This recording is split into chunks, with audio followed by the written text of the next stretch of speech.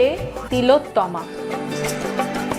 দাদা, প্রথমেই জেনে নেব, এত ধরনের পেশা থাকতে রাজনীতিকে কেরিয়ার হিসেবে চুজ করে নিলেন কেন? না, আসলে আমার পরিবার, আমার জ্যাঠামশাই, বাবা, কাকা প্রত্যেকেই রাজনীতির সঙ্গে যুক্ত ছিলেন এবং সেই সময় অবিভক্ত কংগ্রেস, আমাদের বাড়ির বৈঠকখানার ঘরটাই কিন্তু ছিল পার্টি অফিস এবং তখন ডিলিমিটেশন হয়নি। তখন যে সকল ওয়ার্ড ছিল তার সমস্ত কাজ তখন আমার বাড়ির তলা থেকে হতো। স্বাভাবিক কারণে আমার বেড়ে ওঠা এই বাড়ি থেকেই, আমার জন্ম এখানে এবং নিচে পার্টি অফিস, স্কুলের পর পড়াশোনা শেষ করে তখন সেখানেই থাকা। বহু বিদগ্ধ মানুষকে তখন দেখেছি। ট্রান্সপোর্ট মিনিস্টার ছিলেন শঙ্কর ঘোষ মহাশয়, স্বর্গীয়। মানুদা অর্থাৎ আমাদের x chief minister of West Bengal, পরবর্তী ক্ষেত্রে রাজ্যপাল হয়েছিলেন পাঞ্জাবে, সিদ্ধার্থ শঙ্কর রায় মহাশয়, ভোলানাথ সেন, দেবীপ্রসাদ চট্টোপাধ্যায়, সবাইকেই, মানে যাদের নাম বলবো, এবং পরবর্তী ক্ষেত্রে ডেফিনেটলি প্রিয়দাস মুন্সি থেকে শুরু করে মমতা বন্দ্যোপাধ্যায় প্রত্যেকেই এসছেন। এবং আমার জ্যাঠামশাই 1985 সালে এই ওয়ার্ড থেকে কাউন্সিলর হয়েছেন। তো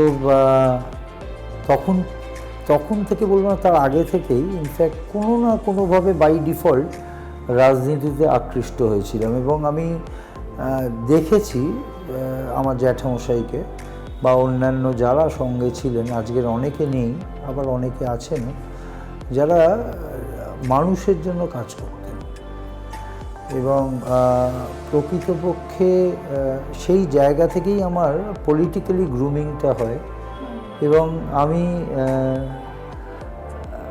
আস্তে আস্তে রাজনীতির দিকে ঢুকে পড়ি। পরবর্তী ক্ষেত্রে কলেজ কমপ্লিট, তার আগে সেটার সঙ্গেও রাজনীতিতে, এবং এইভাবে আমার রাজনীতির দিকে আকর্ষণ। দাদা, এই যে রাজনৈতিক জীবনটা, এটাকে আপনি কিভাবে সাজিয়ে গুছিয়ে নিয়েছেন? কি কি দায়িত্ব এই মুহূর্তে পালন করে চলেছেন? দেখুন,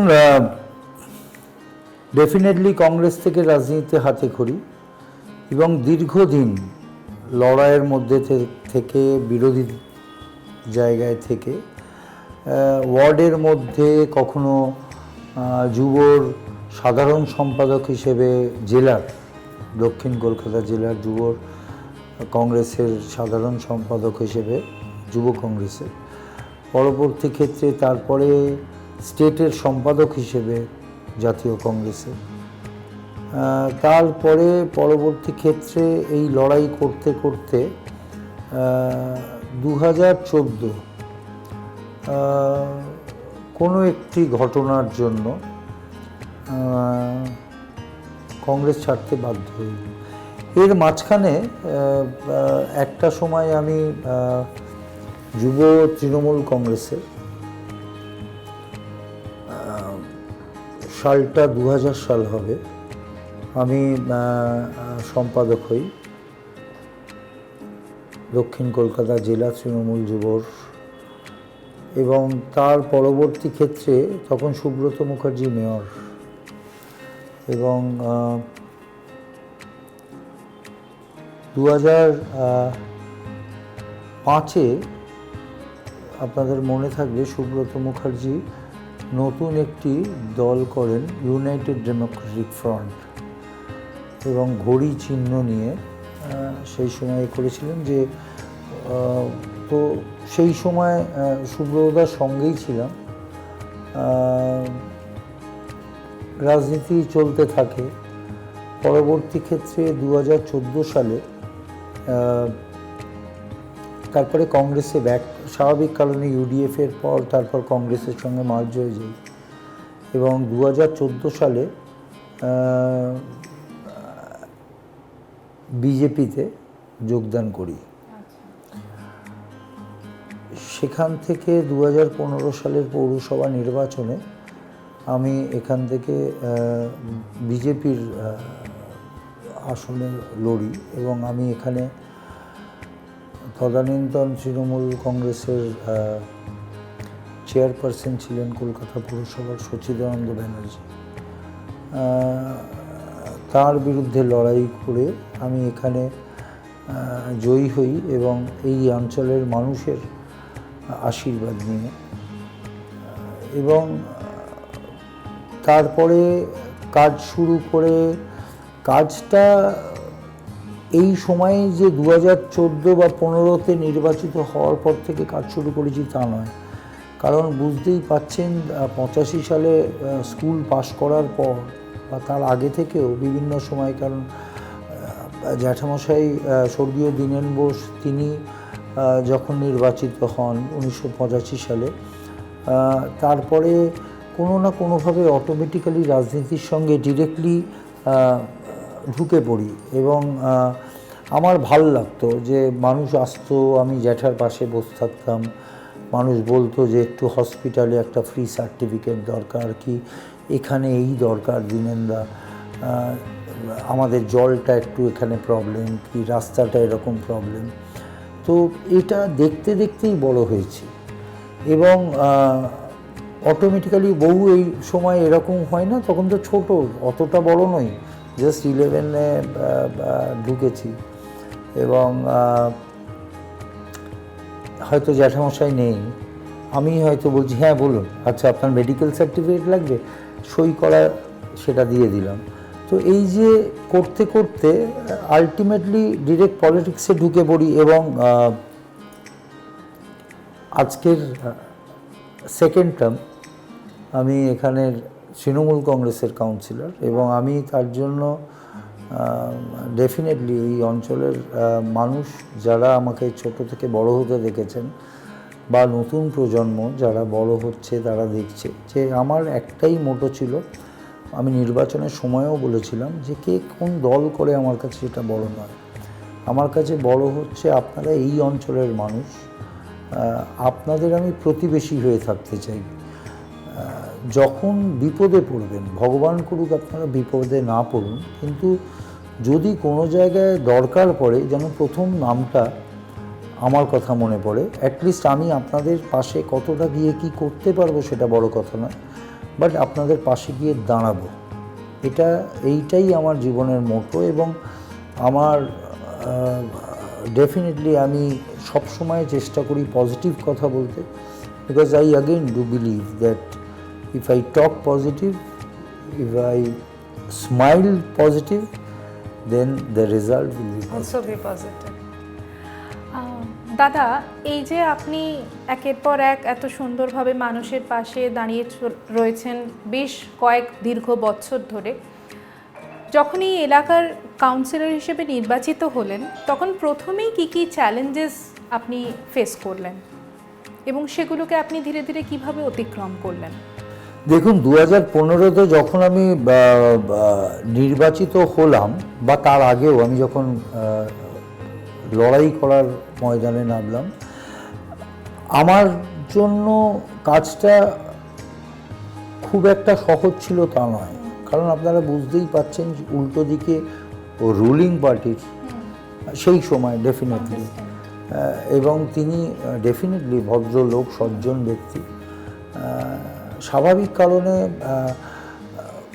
মানুষের কাছে একটা জায়গা তিনি তো নিশ্চয়ই করেছিলেন। এক পরপর প্রায় 2 বছরের কাছাকাছি, মানে 2টো টার্ম কাছাকাছি তিনি কাউন্সিলর এই ওয়ার্ডের, মানুষের সঙ্গে একটা যোগাযোগ। কিন্তু আমার যে জায়গাটায় সুবিধে হয়েছিল, কারণ আমি এখানকার ভূমিপুত্র, উনি থাকতেন পাশের ওয়ার্ডে, যদিও এটা ম্যাটার করে না, কিন্তু তবুও মানুষ কিন্তু জানে আমার নেচার কী, আমি কতটা মানুষের পাশে থাকতাম। আমি হয়তো ক্ষমতায় ছিলাম না, আমি হয়তো সেই চেয়ারে ছিলাম না, কিন্তু যখন যে কোনো মানুষের দরকার পড়েছে, সমাজের বিভিন্ন স্তরের মানুষের, তখন আমি পৌঁছে গেছি। আমি খবর পেলেই আমি পৌঁছে গেছি বা খবর পেয়ে যেতাম, কারণ আমার ওই যে বললাম বেড়ে ওঠা, আমার স্কুল এখানে, আমার কলেজ এখানে, আমার খেলাধুলো এখানে, আমার পরিবার এখানে দীর্ঘদিনের প্রায় 100 বছরের ওপরের আমরা এখানকার বাসিন্দা, এবং সেই জায়গা থেকে এখানে যেরকম অট্টালিকা বাড়িও আছে, মাল্টি স্টোরেড বিল্ডিং, এখানে মধ্যবিত্ত বাড়িও আছে, এখানে স্লাম এরিয়াজও আছে। তো আমার বেড়ে ওঠা স্লাম এরিয়ার সঙ্গেও, আমার বেড়ে ওঠা মধ্যবিত্ত পরিবার, এবং আমার বেড়ে ওঠা অট্টালিকা বাড়ির এই ওয়ার্ডটা অ্যাবসলিউটলি কসমোপলিটন জায়গা, যেখানে বাঙালি পাবেন, যেখানে শিখ কমিউনিটির মানুষ পাবেন, যেখানে গুজরাটি কমিউনিটির মানুষ পাবেন, যেখানে বিহারি কমিউনিটির মানুষ পাবেন, যেখানে মারোয়ারি কমিউনিটির মানুষ পাবেন, যেখানে খ্রিশ্চান কমিউনিটির মানুষ পাবেন। তো এই রকম একটা কসমোপলিটন জায়গায়, যে জায়গায় প্রায় 13টা স্কুল আছে, বাংলা মিডিয়াম থেকে শুরু করে হিন্দি মিডিয়াম থেকে শুরু করে ইংলিশ মিডিয়াম স্কুল, এখানে একটি বড় কলেজ আছে, যে কলেজটা এশিয়ার মধ্যে নাম।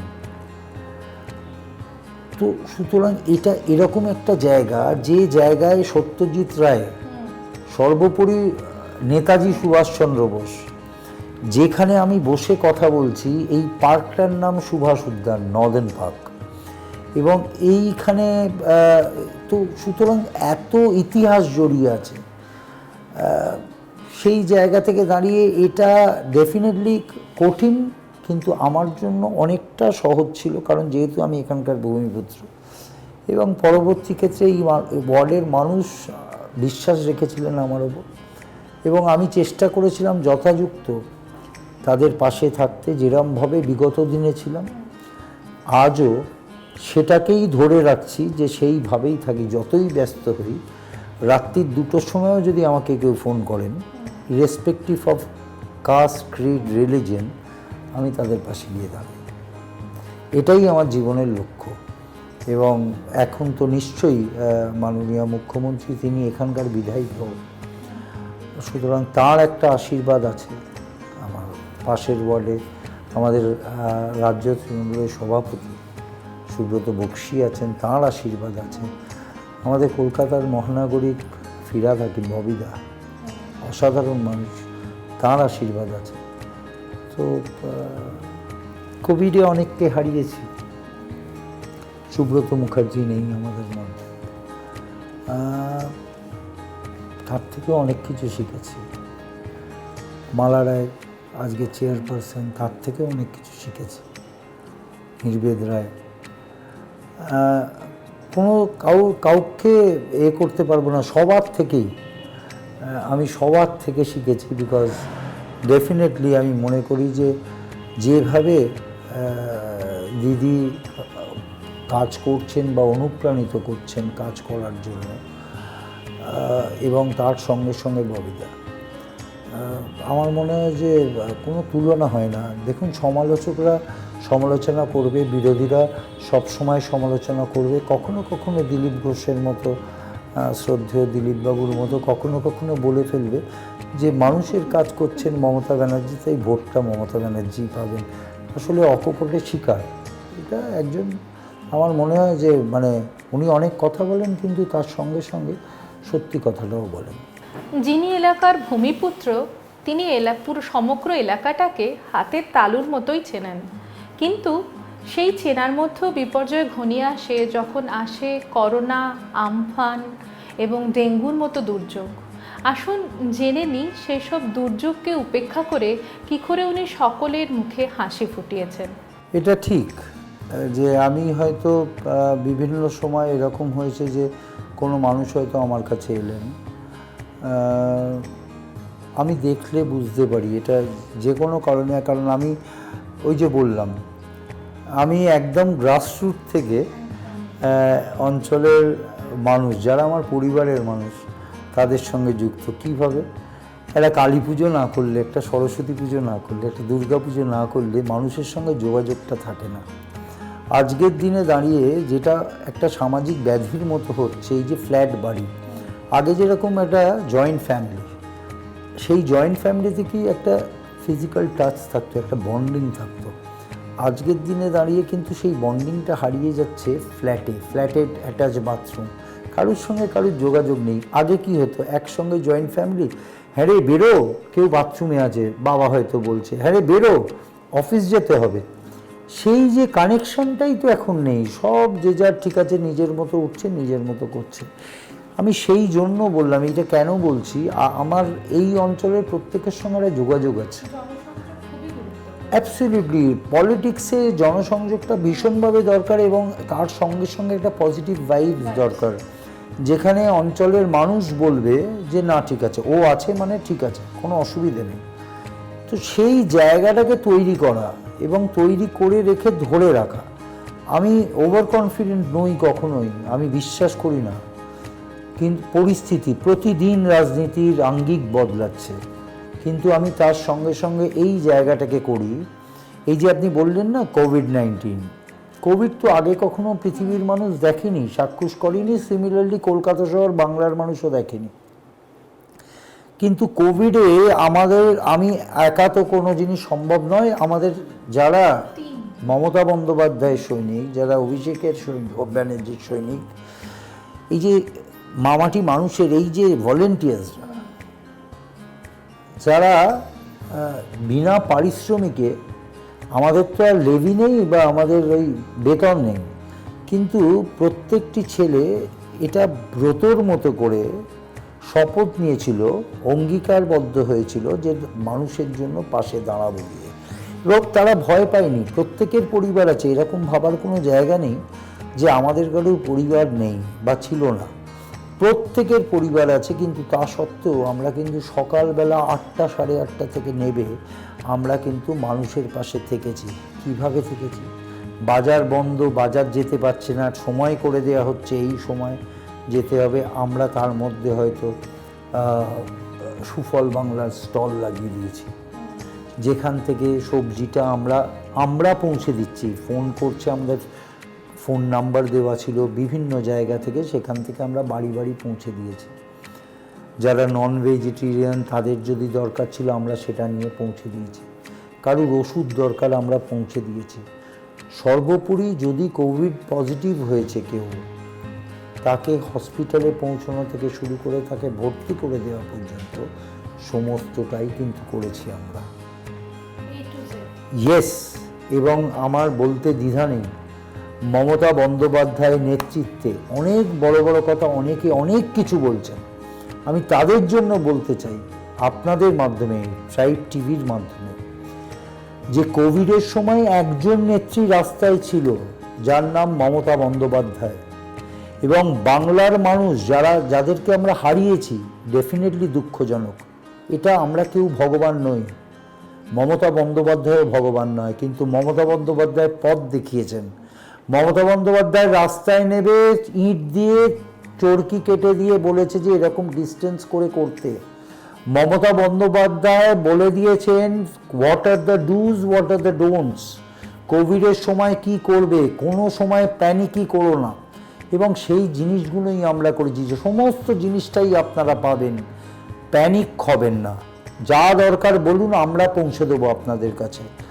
আমরা অ্যাম্বুলেন্সে করে পৌঁছে দিয়েছি, এরকম বাড়ির লোকেরা নিজেরা পেশেন্টকে নামাতে পারিনি, কারণ কোভিডের অ্যাম্বুলেন্সে সেখানে হয়তো একজন লোক, একজন অ্যাটেন্ডেন্ট, একটু হেভি ওয়েট, তখন আমরা নিজেরা, আমি নিজে ধরেছি, আমার সাথীরা, সহকর্মীরা তারা ধরেছে, এবং তার মধ্যে থেকে আমি শুধু ঈশ্বরকে ডাকতাম, একটাই কথা বলতাম সেই সময়, যাতে আমরা কোভিডে আক্রান্ত না হই। কারণ আমরা অ্যাটলিস্ট যে সার্ভিসটা দিচ্ছি, সেই সার্ভিসটা বন্ধ হয়ে গেলে এলাকার মানুষ, অঞ্চলের মানুষ কষ্ট পাবে, তারা যাতে দুর্ভোগের সম্মুখীন না হয়, সেই কারণে ঈশ্বরের কাছে প্রার্থনা করতাম যে ঠাকুর আমরা যাতে সুস্থ থাকি। এবং বিশ্বাস করুন আমরা কেউ আক্রান্ত হইনি। 2টি ছেলে হয়েছিল, তাদের সেফ হোমে পাঠিয়ে দিয়েছিলাম, তারা আবার 10 দিন পর, 12 দিনের মাথায় তারা ব্যাক করে এসেছিল। একটা সেফ হোমে কী কাজ করেছেন মমতা বন্দ্যোপাধ্যায়।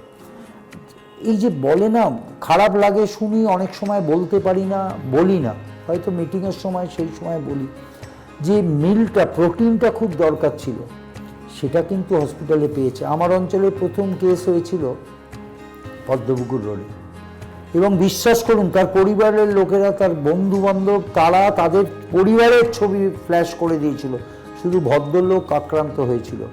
এবং আমি কিন্তু মমতা বন্দ্যোপাধ্যায় সৈনিক হিসেবে প্রতিবাদ করি, ফেসবুক লাইভে যাই, ফেসবুক লাইভে গিয়ে সেটা কিন্তু সবাই ট্রোল করে, সেটাকে শেয়ার করে এবং বলে যে এটা ইনহিউম্যান কাজ হয়েছে। আমরা বলি নিজেদের সিভিলাইজড মানুষ, তো আমরা এই যে সমাজ গঠনের ক্ষেত্রে আমরাও কিন্তু চেষ্টা করি। আমাদের এই ওয়ার্ডে 70 নম্বর ওয়ার্ডে মেয়র্স ক্লিনিক হয়েছিল, ভ্যাকসিনেশন সেন্টার। আমার এখানে ইউপিএইচসি অলরেডি আছে, এখানে আমাদের কর্পোরেশনের হেলথ সেন্টার, সেখানে ভ্যাকসিন দেওয়া হয়েছে। আমরা টোটাল এই ওয়ার্ডে ভ্যাকসিনেট করেছি 94,000 পিপলকে। 94,000 people, it's not a matter of joke. এবং আমার অঞ্চলে, আমার ওয়ার্ডে টোটাল সেই সময় তো 18 বছরের নিচে ভ্যাকসিন পাচ্ছিল না, কিন্তু আমার ওয়ার্ডে টোটাল সেই তার পপুলেশন ছিল অ্যারাউন্ড 32,000। আমরা সেটাকেও দিয়েছি, তার সঙ্গে অ্যানাদার 62,000 মানুষকে দিয়েছি যারা সারা বাংলা থেকে এসছেন, যেখানে হয়তো পিজিতে ভ্যাকসিনেশন পায়নি, প্রচুর লাইন পড়ে গেছে, কেউ হয়তো শম্ভুনাথে পায়নি, তারা সবাই এসছে আমাদের এখানে। আমি কৃতজ্ঞ ভবানীপুর এডুকেশন সোসাইটি কলেজের কাছে, তাদের থেকে জায়গা চেয়েছিলাম, সেই জায়গাটা পেয়েছিলাম। এবং এক জায়গায় কোভ্যাক্সিন দেওয়া হয়েছে আর এক জায়গায় কোভিশিল্ড দেওয়া হয়েছে। এবং এর জন্য যে কোনো জিনিস করতে গেলে স্বামীজি বলেছেন যে হার্ডলস যদি না থাকে তার মানে তুমি ভুল পথে যাচ্ছ। আমি কিন্তু হার্ডলসের সম্মুখীন হয়েছিলাম। আমি আবারও বলছি, কৃতজ্ঞতা স্বীকার করছি মাননীয় মুখ্যমন্ত্রী মমতা বন্দ্যোপাধ্যায়ের এবং আমাদের মহানাগরিক ফিরহাদ হাকিমের। এই কারণে বলছি, ববিদাকে সবসময় পাশ থেকে পেয়েছি, মমতা বন্দ্যোপাধ্যায়কেও তার আশীর্বাদ আছে বলেই কিন্তু আমি উতরেছি। বহু ক্ষেত্রে এরকম হয়েছে যারা বয়োজ্যেষ্ঠ, যারা 60+, যারা 70+, যারা 80+, তারা বলছে যে বাবাই আমাদের কি বাঁচার অধিকার নেই, আমাদের কি কেউ ভ্যাকসিনেট করবে না? ইয়েস, আমি করেছিলাম তাদের বাড়িতে গিয়ে ভ্যাকসিনেট, এবং তার জন্য বহু মিডিয়া তার মাধ্যমে প্রচার হয়ে গেছিলো। এবং সেই ক্ষেত্রে দাঁড়িয়ে আমি প্রশ্নের সম্মুখীন হতে হয়েছিল, আমার মেডিকেল অফিসারকে শোকজ হতে হয়েছিল। পরবর্তী ক্ষেত্রে যদিও সেটা ডেফিনেটলি হয়তো আমার কোনো জায়গায় হয়তো সেই জায়গাটা হঠকারিতাতে করা উচিত হয়নি, কিন্তু আমি প্রতিটা নর্মস মেনে করেছিলাম। কিন্তু তা সত্ত্বেও একটা অ্যাডমিনিস্ট্রেশন চলতে গেলে একটা বাঁধন দরকার। সেই জায়গা থেকে ডেফিনেটলি আমার এমওকে শোকজ করা হয়েছিল বা আমাকেও প্রশ্ন করা হয়েছিল। কিন্তু পরবর্তী ক্ষেত্রে আমি খুশি যে এই যে পথ দেখানো, এটাই কিন্তু আলটিমেটলি কলকাতা কর্পোরেশন করেছে যে সকলকে দেওয়া। আমি ড্রাইভ ইন ভ্যাকসিনেশন করেছিলাম, যেখানে গাড়িতে করে আসবে এবং সেখানে গিয়ে যারা ভ্যাকসিনেটার আছে তারা তাদের ভ্যাকসিনেট করে দেবে। তো এরকমভাবে আমরা কিন্তু মানুষের পাশে দাঁড়িয়েছি।